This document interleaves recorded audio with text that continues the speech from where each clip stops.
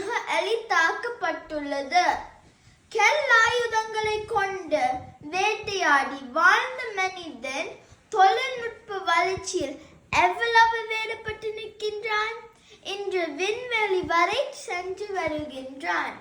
பல இடர்களுடன் உழவை செய்து உழவன் இன்று புதிய இயந்திரங்கள், புதிய செயல்முறைகளோடு மண்ணில் மதிப்பு மிக்க விளைவுகளை பெறுகின்றான். மருந்துகளை கண்டுபிடித்து உயிர்களின் வாழும் காலத்தை நீடிக்கின்றான். இன்று இணையதள வசதி மூலம் உலகையே உள்ளங்கையில் ஒன்றிணைத்து விட்டான். இதற்கு காரணம் தொழில்நுட்ப வளர்ச்சியே.